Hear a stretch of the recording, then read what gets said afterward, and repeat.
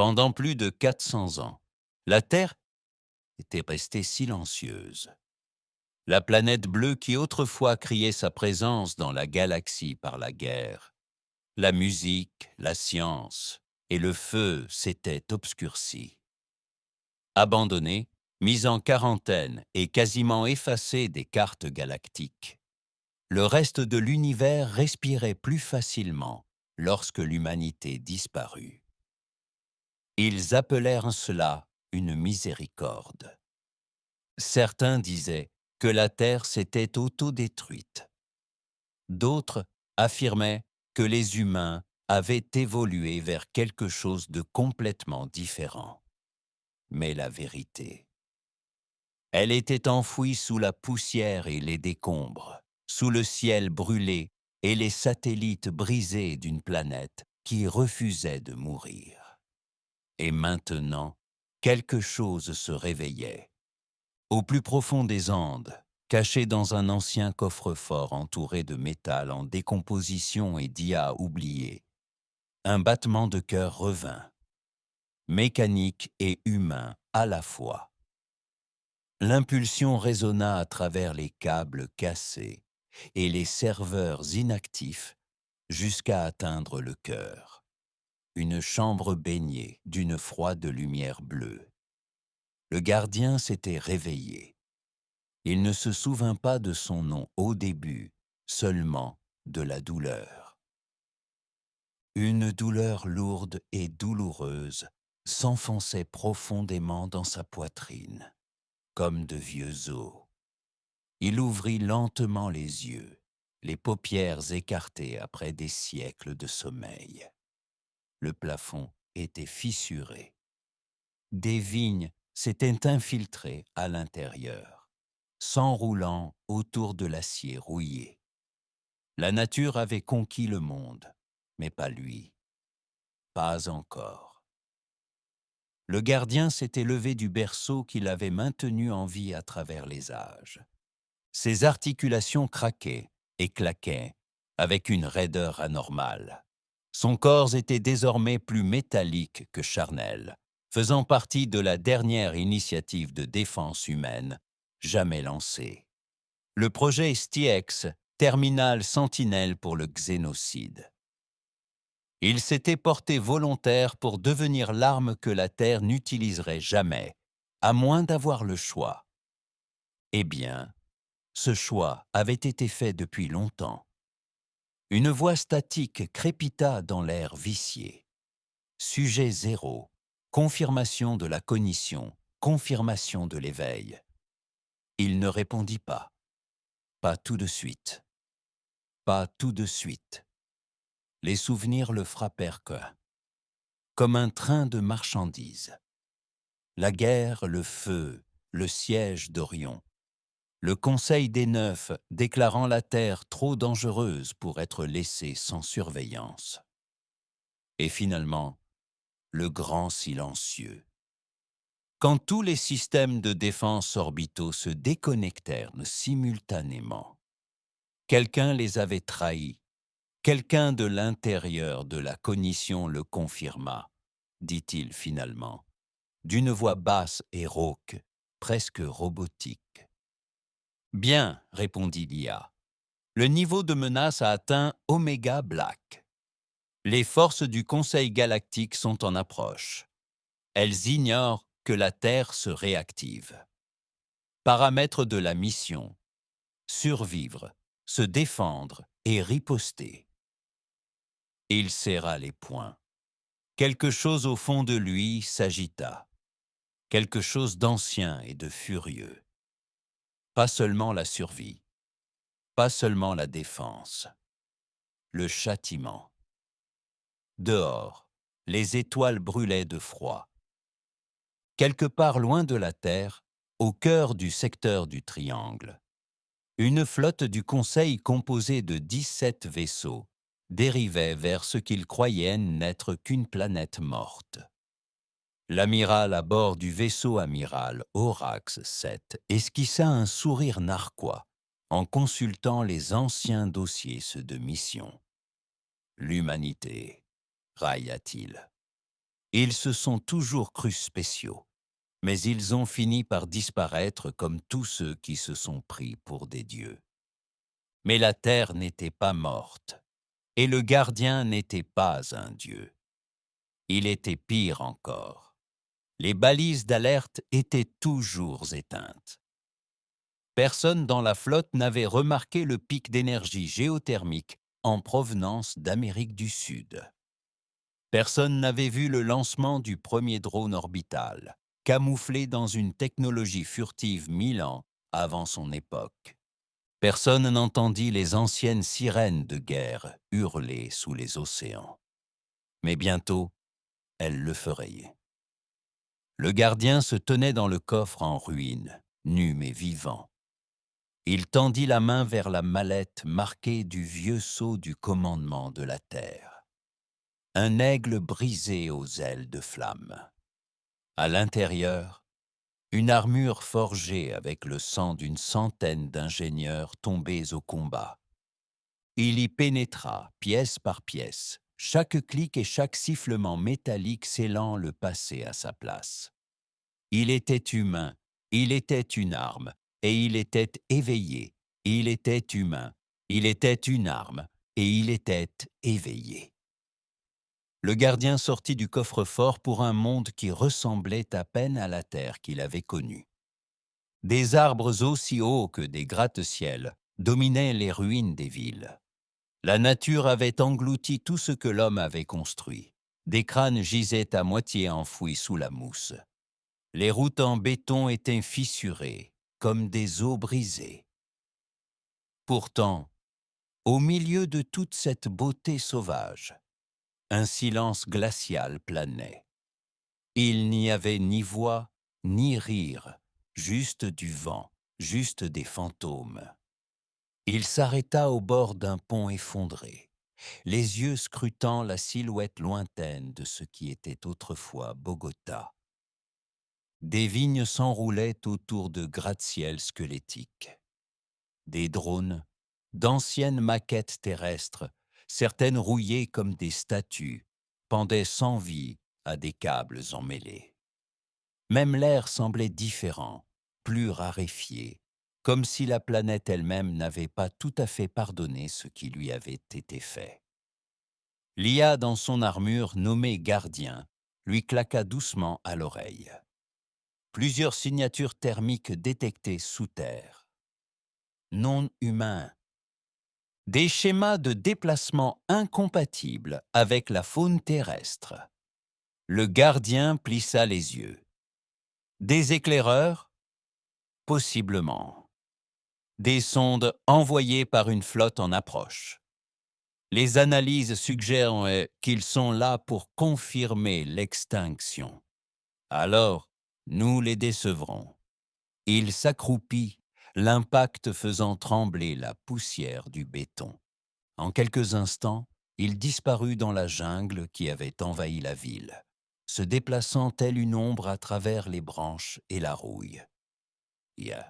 Chacun de ses pas réveillait quelque chose d'ancien, de caché. Au plus profond d'une station de métro en ruine, 3 éclaireurs extraterrestres évoluaient en silence. Leurs exosquelettes sifflaient doucement à chaque pas, leurs longs membres balayant de lumière bleue pulsante. Ce n'étaient pas des soldats. Ils n'avaient pas besoin de l'être. La Terre était censée être morte. Puis quelque chose vacilla. L'un des éclaireurs se retourna brusquement. Signature énergétique détectée. Source de fusion de carbone. Impossible. Aucune technologie terrestre ne devrait être active. Avant que les autres puissent réagir, une forme explosa au-dessus, métal et fureur enveloppés de silence. Le gardien atterrit brutalement, sa lame transperçant la colonne vertébrale du premier éclaireur avant qu'il ne puisse hurler. Le deuxième brandit un fusil à plasma, mais il était déjà trop tard. Une décharge d'énergie cinétique, venue du bras gauche du gardien, fracassa la poitrine de la créature. Le troisième tenta de s'enfuir. Il n'alla pas loin. En quelques secondes, il gisait immobile sur le béton, du sang noir coulant dans les fissures. 3 morts, confirma le gardien d'une voix calme. D'autres viendront. Ils savent maintenant. Le gardien s'agenouilla près d'un des cadavres. Il ouvrit le casque, révélant le visage déformé d'un durel, une race insectoïde, qui avait fait partie du peloton d'exécution du Conseil durant les derniers jours de la Terre. Il se souvenait bien d'eux. Ils avaient incendié New Delhi, ravagé Londres, souri pendant que la Terre hurlait. « Ils se souviennent de nous comme de monstres », dit-il doucement. Warden répondit froidement, puis il leur rappela pourquoi. De retour à bord de l'Arak-7, l'amiral du Conseil se pencha en avant sur son siège. « Nous avons perdu le contact avec 3 éclaireurs. » Un jeune officier à côté de lui cligna des yeux. « Problème système. Quelque chose est actif là-dessous, quelque chose d'ancien. » Un autre officier, pâle et tremblant, murmura ce que personne ne voulait dire. « Et si c'était eux ?» « Eux. » L'amiral rit amèrement. « Ce n'est pas le cas. Les humains ont disparu. » Mais alors même qu'il prononçait ces mots, des voyants d'alerte se mirent à clignoter. Une transmission entrante, cryptée, ancienne et indéniablement humaine. Les systèmes du vaisseau peinaient à la décoder, des lignes de langage corrompues clignotant comme des parasites. Puis, à travers le bruit, une voix grave, creuse, pleine de feu. « Tu es revenu, tu n'aurais pas dû. » L'amiral se leva lentement, le visage décoloré. Qu'est-ce que c'était que ça? Une autre voix répondit, cette fois-ci celle de l'IA du vaisseau. Froide, robotique, certaine. Unité de réponse de classe. Gardien détecté. Protocole de défense terrestre réactivé. L'amiral se tourna vers son équipage. Alerte maximale. Lancez tous les drones. Dépêchez les chasseurs. S'il en reste un seul, nous brûlerons à nouveau la planète. Mais cette fois, la terre étagère était prête. Et elle avait un nom. La pluie se mit à tomber sur les eaux brisées de Bogota. Lourde et sombre, comme si le ciel saignait. Le gardien se tenait au sommet de la vieille tour de communication, observant des traînées de lumière argentée traverser l'atmosphère. Des capsules de largage, des milliers, des unités d'assaut du Conseil descendant de l'orbite comme une pluie de feu. Elle n'attendait plus de confirmer la mort de la Terre. Elle venait s'assurer qu'elle ne s'éteigne pas. Warden parla d'un ton sec et égal. 17 vaisseaux sont entrés en orbite basse et environ 2000 soldats se déploient par phase. Objectif principal, sécuriser le noyau de la planète et éliminer toute résistance. Résistance, murmura le gardien. Ils pensent toujours qu'on est plus nombreux. Warden marqua une pause. C'est possible. Le gardien se retourna. Expliquez-moi. Plusieurs installations inactives ont été détectées dans le monde entier. Cryopodes, caches d'armes, bunkers profonds scellés depuis l'effondrement. Certains font preuve d'intégrité. D'autres ont peut-être des survivants. Une lueur d'espoir jaillit et s'embrasa aussitôt. Il se souvenait clairement du dernier jour, des cris à travers les continents, des familles réduites en cendres, les derniers soldats de la Terre déchiquetés par des frappes orbitales sous le regard du Conseil. Il avait été congelé non pas en tant que soldat, mais comme plan de secours. Un cauchemar gardé dans une boîte, mais peut-être, n'était-il pas seul. Marquer les cibles, Priorisez celles les plus proches de l'activation. Confirmé. Il se tourna vers le ciel fumant. Des capsules du Conseil s'écrasaient au sol à des kilomètres de là, soulevant des tours de feu. Des arbres s'embrasèrent. Des oiseaux se dispersèrent dans la nuit. La guerre était revenue sur Terre. La vengeance aussi. Aux confins du bassin amazonien, la première équipe d'assaut du Conseil se déploya dans la jungle, 6 escouades, toutes armées d'armes à impulsion et de drones neuronaux. Le chef, un crévarien nommé commandant Chat, s'avança sur le sol moussu avec mépris. « Ce monde est une souillure, ricana-t-il. Finissons ce que les étoiles ont commencé. » Son casque vacilla une seconde, une brève interférence statique, presque comme un battement de cœur. Il fit un geste de la main pour l'éteindre, déployer les chercheurs. Si quelque chose bouge ici, je veux qu'il meure. Ils ne se rendaient pas compte qu'ils étaient maintes surveillés. Dans les arbres, tout en haut, le gardien se déplaçait comme un fantôme. Son armure s'adaptait à l'environnement, se fondant dans l'écorce et les feuilles. Chacune de ses respirations était synchronisée avec le rythme de la forêt. Il était calme, concentré, mortel. La voix du gardien résonna à son oreille. Cible identifiée, le commandant Chat. De grande valeur, il supervisait les frappes orbitales en Asie du Sud-Est. Civil rendu exécuté publiquement. Aucun procès pour crime de guerre n'a été prononcé. « C'est noté !» grommela le gardien. Il meurt le premier. Une seconde plus tard, le chaos explosa. Une explosion d'énergie jaillit de la lisière des arbres, transperçant 2 soldats avant qu'ils ne puissent réagir. Les autres se retournèrent, confus, mais des ombres se déplaçaient entre eux, rapides et silencieuses.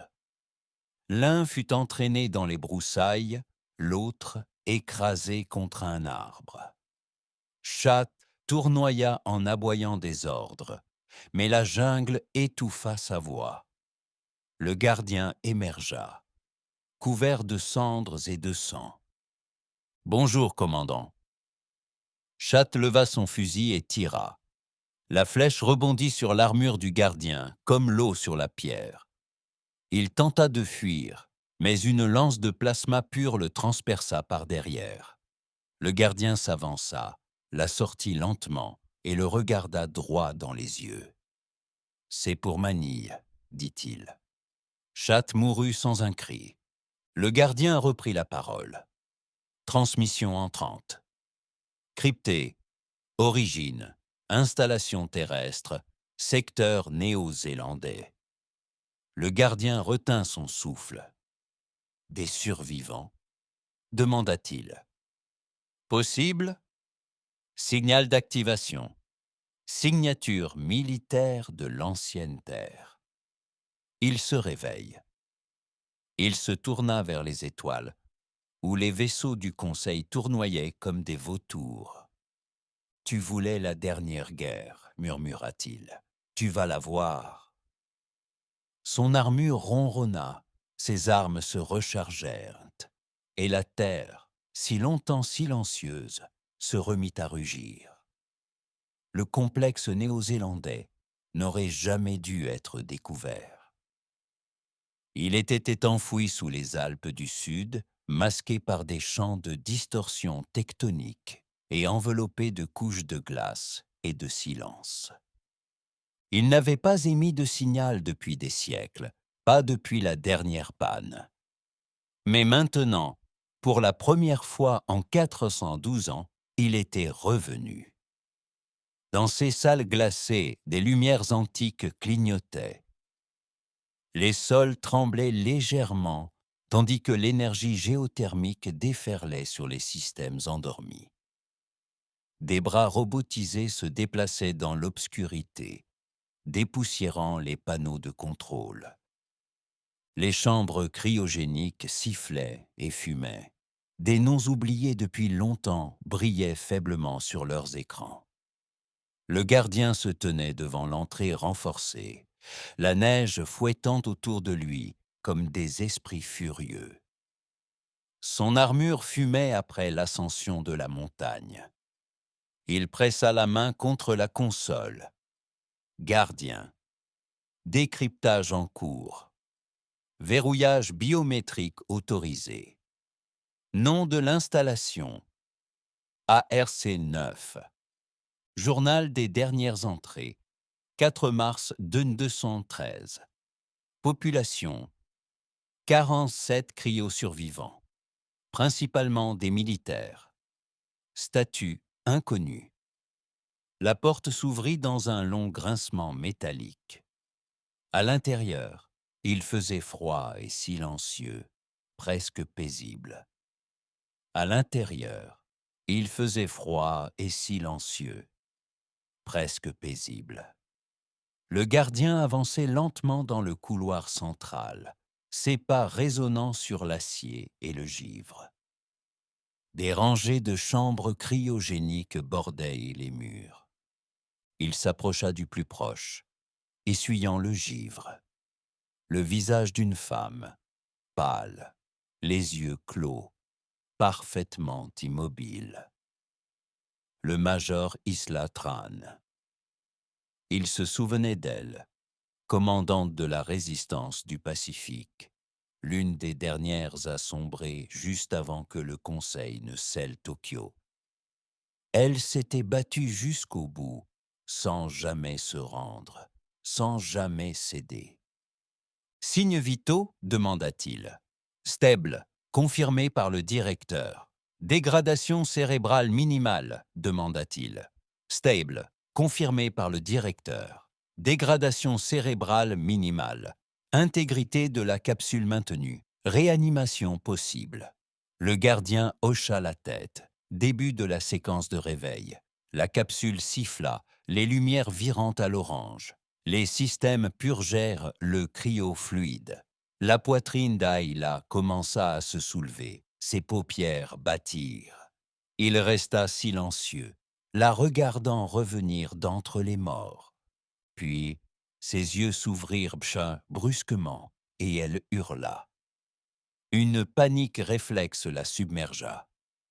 Sa main heurta violemment les parois de la capsule, son corps tremblant, ses poumons haletants.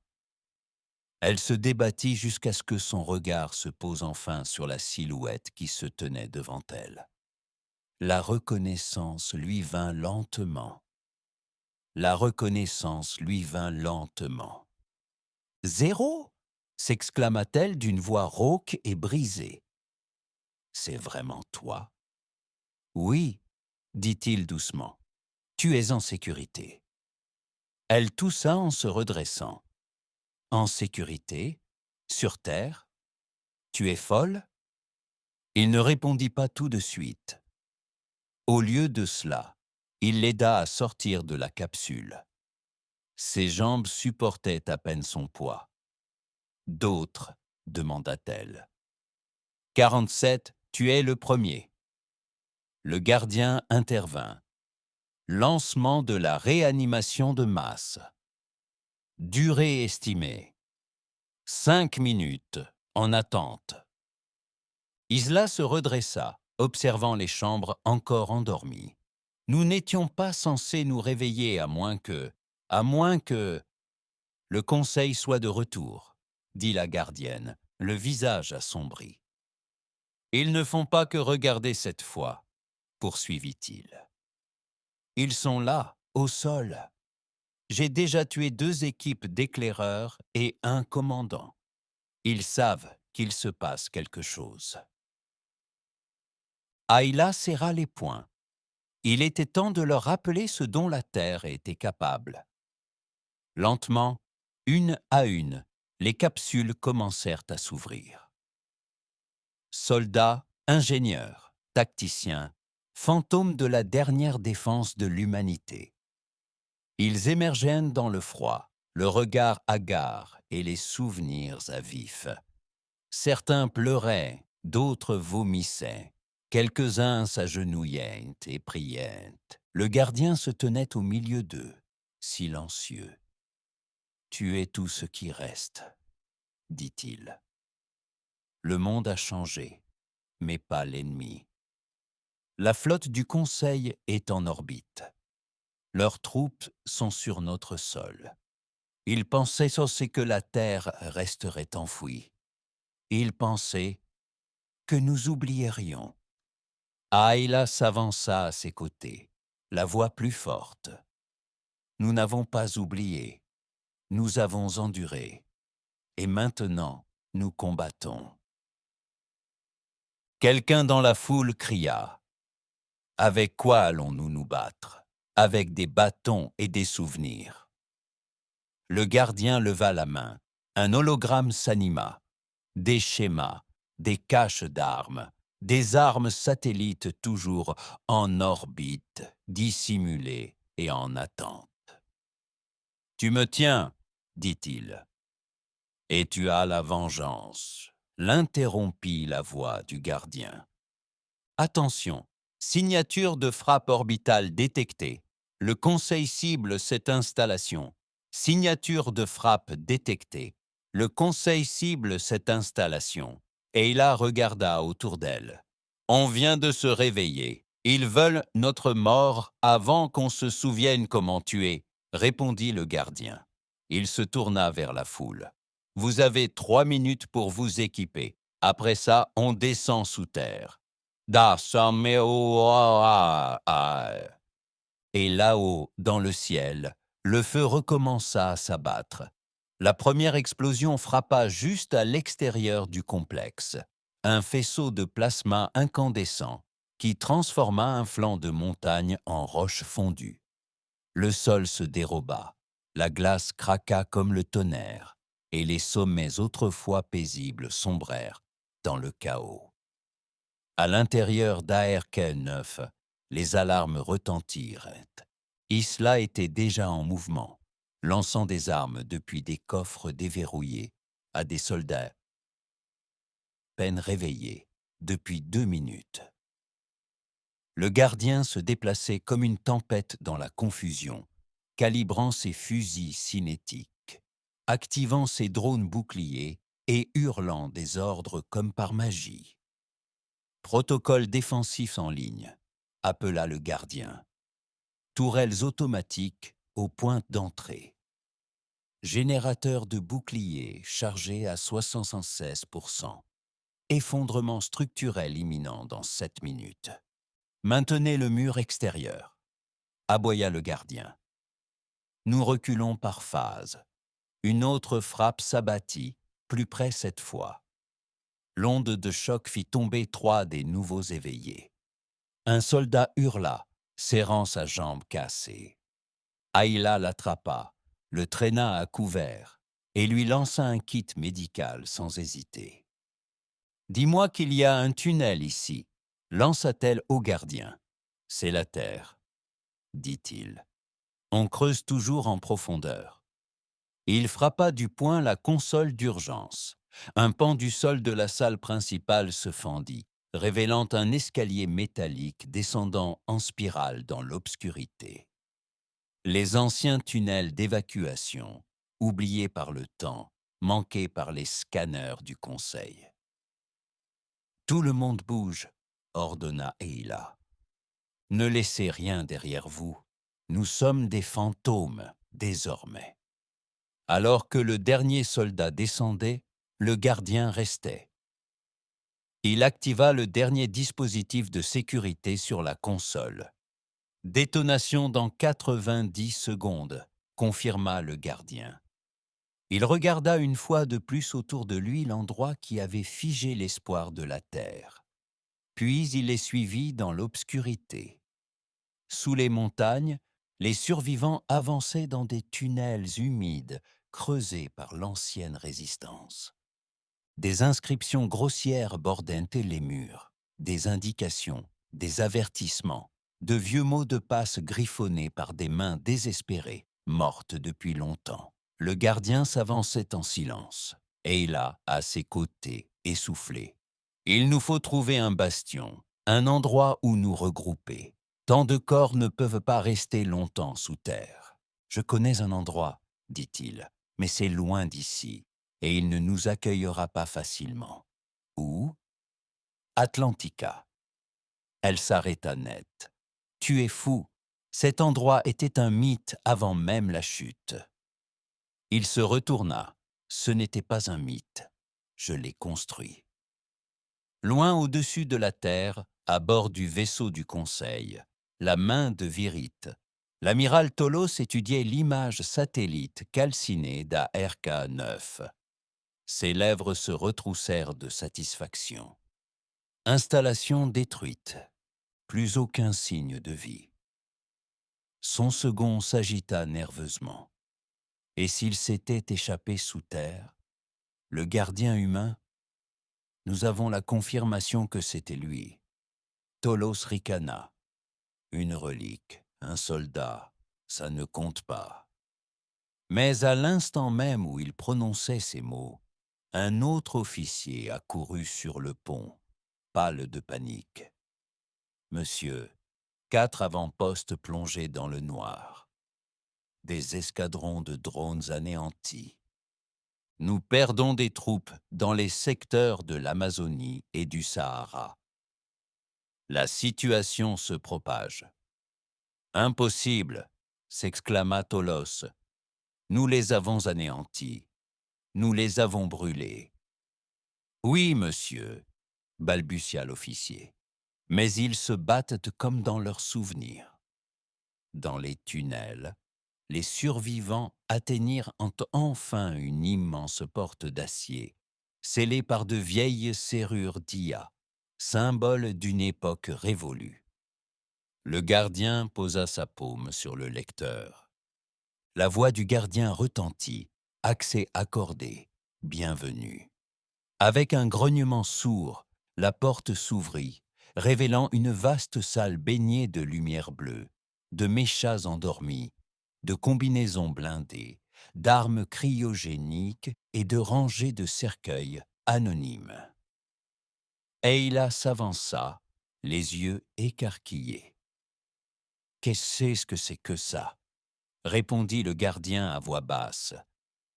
La véritable police d'assurance de l'ARK, les griffes de l'humanité cachées pour le moment opportun. Elle se dirigea vers l'un des cercueils et essuya le givre.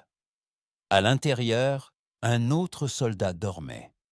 Des dizaines, peut-être des centaines. « Combien ?» murmura-t-elle. « 2000, dit-il. La voix d'Ayla se brisa. Ils pourraient renverser la situation. Ils le feront, répondit-il, mais seulement si nous les réveillons à temps. Elle se tourna vers lui. Puis nous nous arrêtâmes de courir. Nous nous tîns debout. Il hocha la tête. Dites aux étoiles, dit-il d'une voix basse et brûlante, que la terre reste réveillée. Le hangar était animé d'une énergie oubliée. Une lumière bleue scintillait sur les géants endormis, des exosquelettes de la taille de chars d'assaut, alignés comme des sentinelles silencieuses.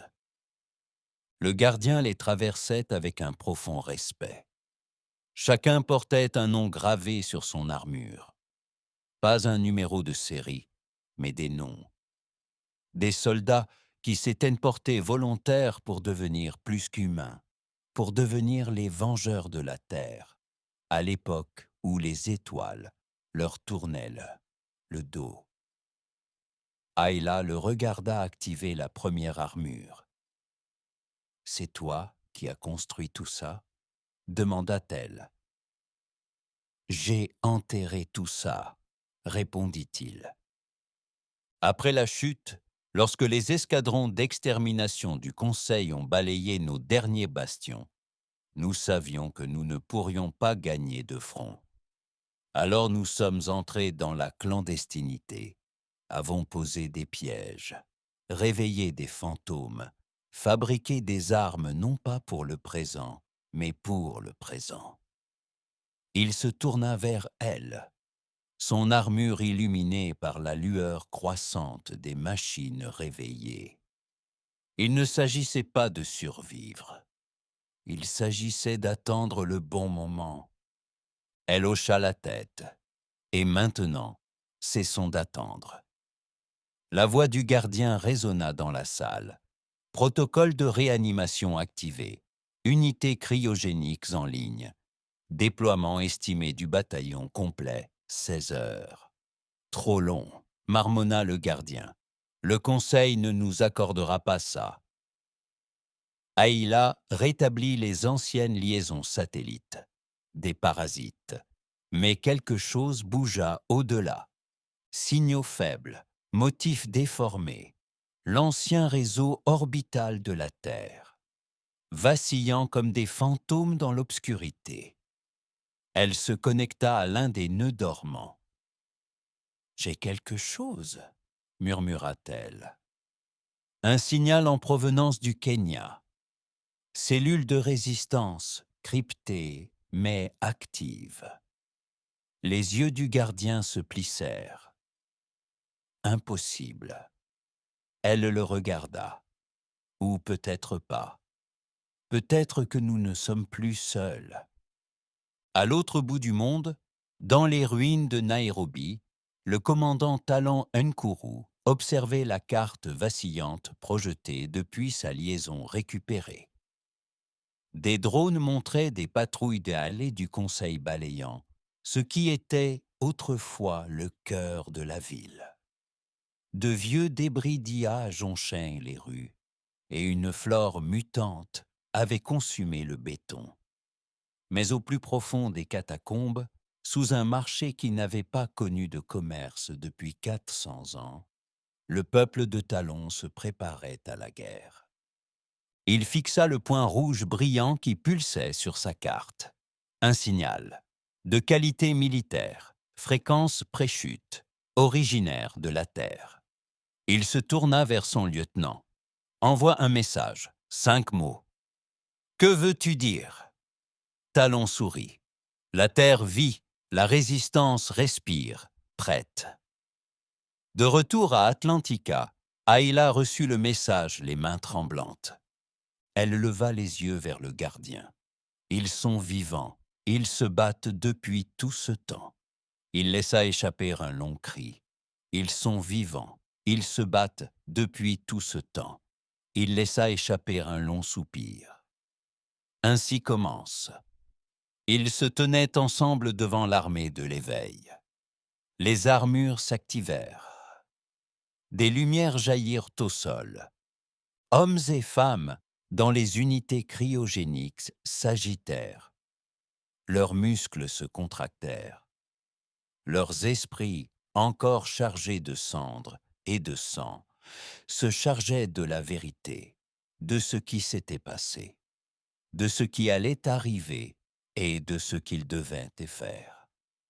Le gardien leva un fusil à plasma et se tourna vers la combinaison la plus proche.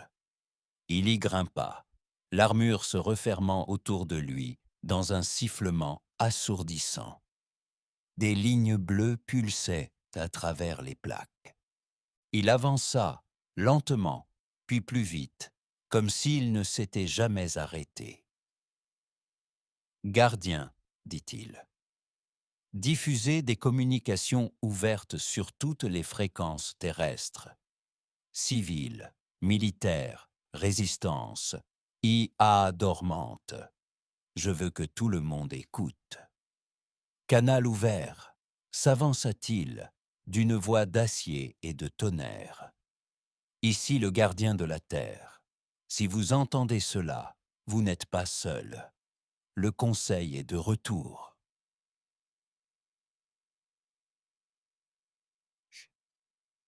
Ils veulent terminer ce qu'ils ont commencé. Mais nous ne sommes pas brisés. Nous ne sommes pas enterrés. Nous sommes les derniers des derniers. Et nous nous souvenons.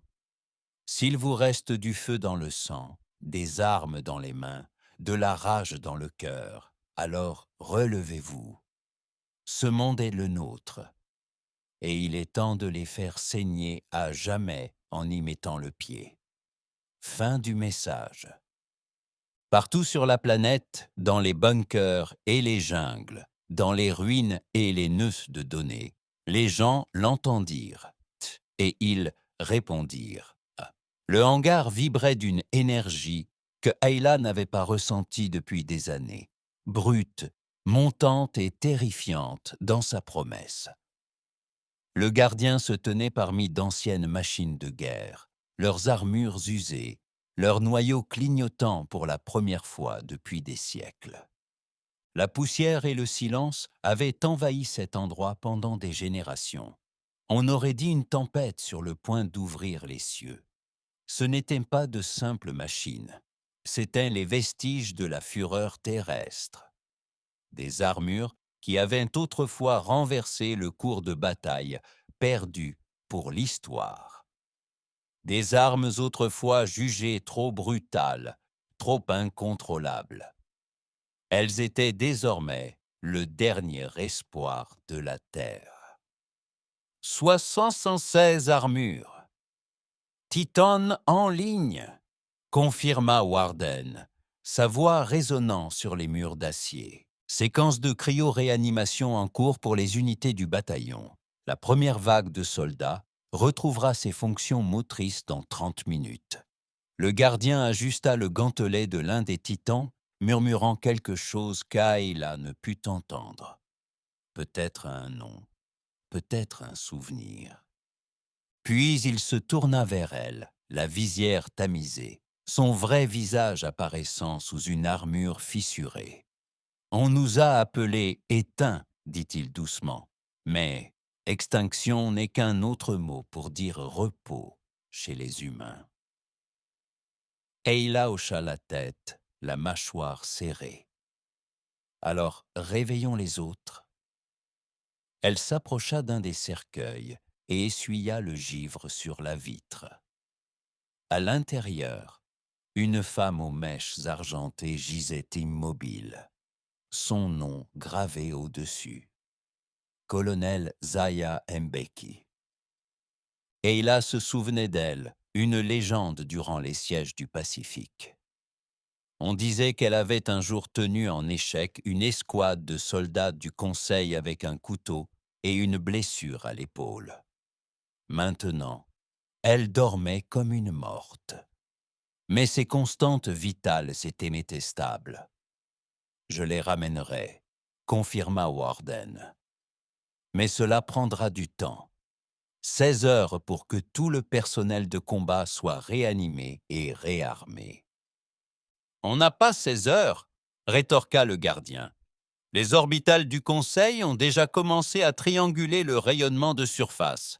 Ils le traceront jusqu'ici. Ensuite, on leur fera gagner du temps, » dit Ayla. « On se bat avec ce qu'on a. » Elle se connecta à une vieille interface murale, vacillante, bancale, à peine vivante. Mais elle vibrait avec quelque chose de familier. Le vieux satellite de la Terre, Uplinks. Elle passa au peigne fin tous les relais globaux que la résistance avait enterrés avant la chute. La plupart avaient disparu. D'autres restèrent silencieux. Puis, soudain, quelque chose. Un signal, faible mais clair, un code militaire, une fréquence enfouie dans le cryptage du Conseil. « Kenya », murmura-t-elle. « Il y a quelqu'un là-bas qui diffuse à travers les ruines. » Le gardien se pencha par-dessus son épaule. Quelqu'un d'intelligent, utilisant les champs de distorsion ennemis pour récupérer le message. Elle le déchiffra lentement, les doigts tremblants. Ce n'était pas long, juste 5 mots.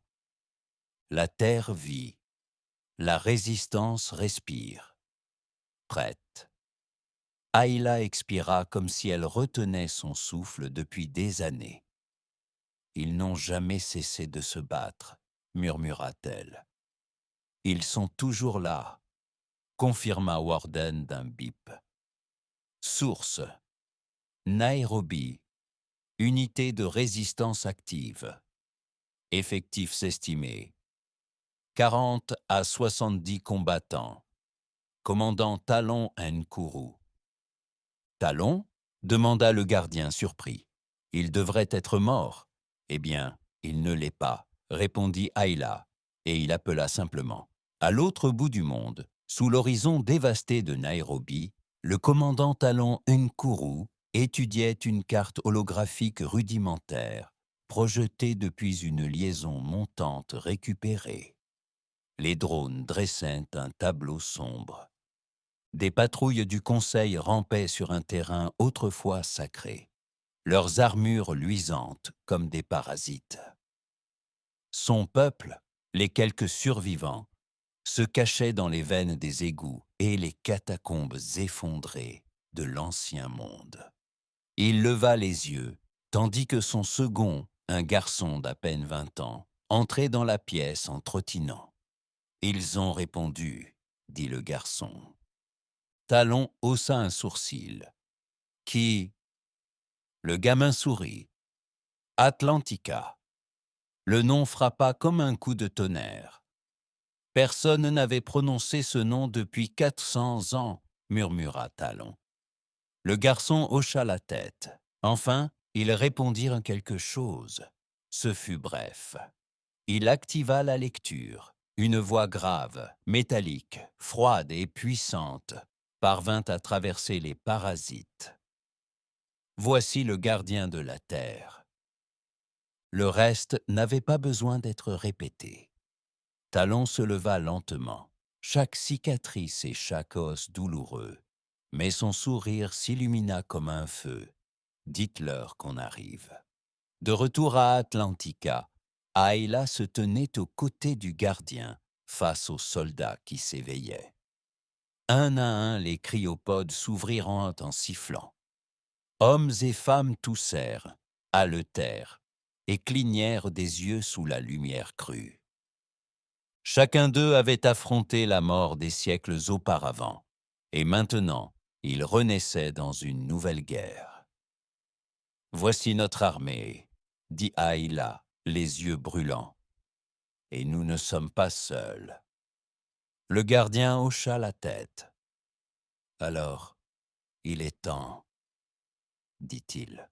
« Envoyez-moi tous les canaux. Le système des gardiens donne vie. » Un instant plus tard, sa voix résonna sur terre. « Ici le gardien de la terre. Si vous entendez cela, vous n'êtes pas seul. Le conseil est de retour. Ils veulent terminer ce qu'ils ont commencé. Mais nous ne sommes pas brisés. Nous ne sommes pas enterrés. Nous sommes les derniers des derniers, et nous nous souvenons. S'il vous reste du feu dans le sang, des armes dans les mains, de la rage au cœur, alors relevez-vous. Ce monde est le nôtre, et il est temps de les faire saigner à jamais en y mettant le pied. » Et quelque part, loin au-dessus, les flottes du Conseil marquèrent une pause, car la terre venait de murmurer. « Venez nous chercher. » La tempête s'éleva de la terre, tel un cri de colère. En orbite basse, la flotte d'observation du Conseil flottait silencieuse, inconsciente de la fureur ancestrale qui s'agitait en contrebas. Des vaisseaux éclaireurs scrutèrent les continents, détectant ce qu'ils pensaient n'être que des poussées géothermiques et des anomalies tectoniques. Ils virent de la chaleur, mais pas le cœur. Ils voyaient les radiations, mais pas la rage. Ils étaient devenus arrogants, croyant l'humanité irrémédiablement brisée. Mais maintenant, la voie de la terre était la guerre. et le ciel, était sur le point de s'embraser. Des profondeurs d'Atlantika, d'énormes impulsions électromagnétiques jaillirent, apprivoisant le chaos enveloppé d'une technologie ancestrale. Les drones du Conseil clignotèrent hors ligne en plein vol, leurs circuits grillés, avant même qu'ils ne puissent crier. L'un des croiseurs de défense orbitale fit une embardée, les lumières vacillantes, les alarmes hurlant tandis que les systèmes s'éteignaient sans prévenir. Que se passe-t-il là-dessous? Aboya le commandant Rathcall à bord du Varnaxis, le plus grand de la flotte orbitale. Les signatures énergétiques localisées augmentaient de façon exponentielle, rapporta son officier scientifique. Mais ça ne peut pas être naturel, c'est ciblé, c'est une guerre. Venue de la Terre, un nombre venant de quelque chose enfoui sous la Terre, grogna Rétical. Envoyez tout, tous les chasseurs atmosphériques. Je veux que cette vague soit écrasée. Mais ils étaient déjà trop tard. Le gardien mena la première charge. Vêtu de son armure de titan, enveloppé de plaques réactives au plasma et animé d'une vengeance séculaire, il s'élança des entrailles de la terre vers le ciel. D'autres suivirent. 20, puis 50. Puis toute la puissance du bataillon ressuscité. Isla le suivait de près, pilotant un élégant mécha d'escarmouche équipé de canons à rail. À côté d'elle, volaient 2 drones codés par l'IA de Warden, désormais armés pour le sabotage autonome. La résistance s'était améliorée pendant son sommeil. Au-dessus d'eux, des gerbes de feu traversaient le ciel, les vaisseaux chasseurs du Conseil descendant comme des vautours. Les vieux cuirassés étaient nés toujours puissants. Leurs armes énergétiques pouvaient raser des villes. Mais ils n'avaient jamais rencontré un ennemi pareil, un ennemi qui n'avait plus rien à perdre. Le gardien verrouilla sa première cible, un croiseur éclaireur lourd, et activa les propulseurs de sa combinaison. Son blindage hurla à travers la haute atmosphère lorsqu'il percuta sa coque avec la force d'un météore. Le métal hurla. Les troupes ennemies se précipitèrent à l'intérieur. Le gardien n'hésita pas. Des lames de plasma s'enflammèrent pendant le long de ses bras, déchirant la coque comme du papier. À l'intérieur du vaisseau, les soldats du Conseil eurent à peine le temps de viser qu'il les déchira dans un tourbillon de chaleur et de fureur. Le tirailleur d'Isla fondit sur lui, tirant 2 tirs de rail qui transpercèrent les moteurs exposés d'un second vaisseau. Celui-ci tournoya dans le ciel et s'écrasa dans la mer en une spirale de flammes. En contrebas, à Nairobi, les forces du commandant Talon se sont déployées à découvert, armées de fusils à impulsion antique et de technologies extraterrestres rétroconçues. Elles ont rejoint des cellules de résistance d'Égypte, de Tanzanie et du Congo, toutes réveillées par l'appel du gardien. Des escarmouches ont embrassé le continent africain comme des incendies de forêt. Chaque nouvelle faille dans l'emprise du Conseil. Gardien appela le gardien à travers le brouillard de feu et de débris. État du disrupteur orbital. Charge à 83%. Gardien appela le gardien à travers le brouillard de feu et de débris. État du disrupteur orbital. Charge à 83%, répondit le gardien. Temps d'explosion atmosphérique, 3 minutes. Alors occupons-les. Des transporteurs du Conseil se dressaient au-dessus d'eux, massifs, lourds, armés jusqu'aux dents. L'un d'eux ouvrit le feu, dispersant le ciel d'explosions de plasma, anéantissant une partie de la Terre en contrebas. Des arbres disparurent Des bâtiments fondirent en des dizaines de méchats humains sombrèrent dans le noir. Mais le gardien ne broncha pas.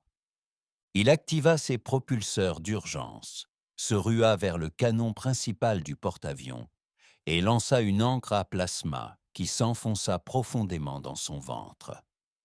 Dans un rugissement, il se redressa et fora droit dans le cœur du moteur. À l'intérieur, les ingénieurs du Conseil tentèrent de surcharger le cœur avant qu'ils ne puissent l'atteindre. Leurs efforts échouèrent. Il laissa une bombe dans son sillage et plongea hors de la brèche, tandis que le vaisseau explosait dans une explosion d'étoiles brillantes au-dessus du Pacifique. Hors de la brèche, tandis que le vaisseau explosait dans une brillante explosion d'étoiles au-dessus du Pacifique. De retour en orbite, le commandant Rethka l'observait, incrédule. « Un de nos porte-avions détruit », murmura-t-il. Son officier hocha la tête, pâle de peur. « Et pas par nos ennemis venus des étoiles, par des humains. » « Non, siffla Redcal, pas des humains. Des monstres faisant semblant d'être morts. » Puis le disrupteur fit feu. Depuis les profondeurs d'Atlantica, une arme ancienne, cachée depuis les derniers jours de la chute, lança sa charge utile. Ce n'était pas un missile, pas au sens traditionnel du terme. C'était une impulsion gravitationnelle concentrée, conçue pour brouiller les lois de la physique dans une zone localisée. L'orbite terrestre s'infléchit, les vaisseaux s'inclinèrent, l'électronique tomba en panne, et en l'espace de 7 secondes, plus d'un tiers de la flotte du Conseil perdit son énergie et commença à plonger vers la planète qu'ils avaient autrefois gouvernée. Au sol, Aïla se tenait aux côtés du gardien, sur la falaise d'une crête effondrée, regardant les vaisseaux du Conseil se frayer un chemin à travers les nuages. Elle se tourna vers lui. « Nous gagnons. » Il ne sourit pas. Pas encore. Ce n'est que le premier sang. Il leva les yeux vers le ciel sombre. Le Conseil en enverra davantage. C'était une flotte d'éclaireurs. La véritable armada attend au-delà de Mars. Elle serra les dents. Alors, on les frappera avant qu'ils n'arrivent. Il acquiesça enfin. Prochain arrêt, les étoiles. Ils quittèrent la terre en silence, mais leur fureur résonna dans les étoiles. Le gardien se tenait à bord du Revenant, un ancien vaisseau de guerre humain qui n'avait pas vu le vide depuis 4 siècles. Creusé dans la croûte terrestre sous les Andes, réparé grâce à une technologie hybride, récupérée sur les débris du Conseil, et reforgé dans le feu de la détermination. C'était plus qu'un simple vaisseau. C'était la vengeance de la Terre transformée en métal. Autour de lui, des dizaines de croiseurs du Conseil modernisés, réquisitionnés lors des batailles orbitales, formaient une flotte dispersée. Ils n'étaient pas élégants. Ils n'étaient pas nombreux. Mais ils transportaient des guerriers comme la galaxie n'en avait jamais vu. Des humains qui avaient goûté à la défaite et l'avaient enfouie dans l'acier. Des résistants, des soldats anciens et des fantômes de guerre éveillés. Et à leur tête, le gardien. La voix du gardien résonna dans le poste de commandement. Trajectoire verrouillée. Destination au trône du Conseil. Arrivée estimée dans 16 heures. Aïla ajusta son interface neuronale fixée à son bras et s'appuya contre une cloison froide. 16 heures avant la victoire ou l'extinction. Le gardien ne dit rien. Il resta planté là, le regard perdu dans l'abîme, à contempler la faible lueur qui marquait le cœur de l'espace du Conseil. Ayla traversa la salle, la voix plus basse. Nous n'avons pas à faire ça. Nous pouvons disparaître, nous cacher, nous reconstruire. Il la regarda, le regard endurci par des siècles de combat. Et qu'ils reconstruisent, qu'ils reviennent. Nombreux sont ceux qui ne s'arrêteront pas tant que nous n'aurons pas réduit en cendres le trône qu'ils vénèrent. Elle hocha la tête. Alors, nous y mettrons fin. Le haut trône du Conseil flottait en orbite au-dessus de la géante gazeuse Harrison, entouré de milliers de vaisseaux de guerre, son architecture si imposante qu'elle était visible depuis la surface de la planète. C'était moins une station qu'une cité forgée dans l'or et l'arrogance. C'est ici que statuait le grand tribunal, où les sentences étaient prononcées, les guerres ordonnées, et les espèces comme les humains déclarés inférieures. Maintenant, tout tremblait, car le revenant arriva en silence, puis diffusa un message unique et final. Nous sommes les oubliés. Nous sommes la flamme. Tel est le jugement de l'humanité. Puis la terre frappa. Warden lança la première vague, piratant les drones du Conseil désormais sous contrôle humain, traversant les grilles de défense et explosant aux jonctions de boucliers. Des unités méchas embarquées dans des capsules de largage suivirent, s'écrasant à la surface de la station tels des marteaux divins. Les combattants de la résistance entrèrent en lice, armés de lames à fusion, de disrupteurs quantiques et d'une rage humaine pure. Isla mena l'équipe d'infiltration dans les entrailles du trône. Leur objectif, désactiver le noyau d'énergie centrale, couper les boucliers et exposer le sanctuaire du tribunal du Conseil. Ce ne fut pas chose facile. Les gardes du Conseil, d'élite et renforcés, les affrontèrent avec des frappes de précision. Ils étaient sans doute plus rapides, plus propres, plus évolués.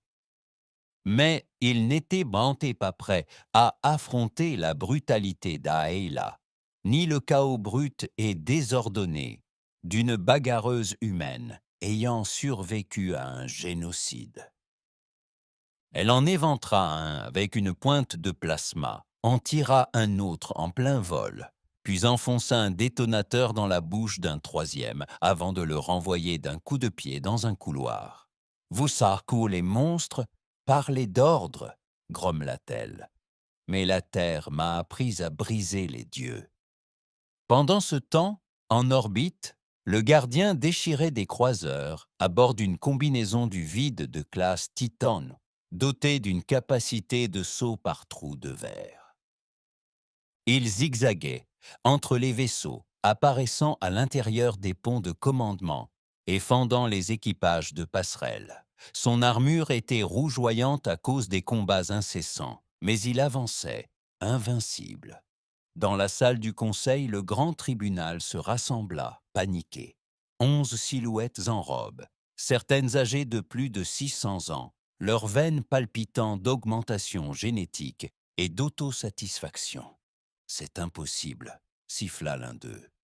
Ils étaient censés avoir disparu. Un bruit sourd fit voler en éclats les portes de la chambre. Le gardien entra, son armure fumante, sa lame traînante au sol. « Nous dormions, dit-il, pas partis. » L'un des membres du tribunal leva la main pour appeler les gardes, mais un tir de rail le transperça au crâne avant qu'il puisse parler. Isla entra derrière le gardien, ensanglantée et souriante. « Votre empire prend fin aujourd'hui, dit-elle. Le tribunal tenta de fuir. Ils hurlèrent des sons désordres, invoquèrent des drones, activèrent tous les systèmes de sécurité. Peu importait. Les humains n'étaient pas venus pour négocier. Ils étaient venus pour effacer le passé. Le gardien se dirigea vers l'estrade centrale, où brillait l'emblème du conseil. D'un seul coup, il le brisa. Warden activa le protocole final. Au cœur de la station, des charges explosives explosèrent. Le Revenant, en orbite, ouvrit un trou de verre vers la Terre. Ayla et le gardien s'enfuirent. Alors qu'ils sautaient dans le dernier vaisseau d'évacuation, le trône du Conseil s'illumina. Une supernova de métal et de feu, engloutissant le plus grand symbole de puissance extraterrestre. Le Conseil s'éteignit non pas dans un cri, mais dans un silence dont la Terre avait été privée pendant des siècles. Plus tard, de retour sur Terre, le ciel était clair. L'humanité avait gagné, non par négociation, ni par pitié, mais en devenant ce que la galaxie craignait, des survivants dotés de dents. Isla se tenait sur les marches en ruine d'une vieille ville en reconstruction. Des enfants couraient devant elle. La vie avait repris. Le gardien se tenait à ses côtés, silencieux comme toujours. « Tu as déjà pensé qu'on était allé trop loin ?» demanda-t-elle. Il fixa les étoiles. « Nombre, elles ont allumé le feu, dit-il. On vient de l'éteindre. Elles ont allumé le feu, dit-il. On vient de l'éteindre. » Et loin au-dessus, les étoiles scintillaient comme si elles comprenaient enfin ce que cela signifiait de défier la Terre.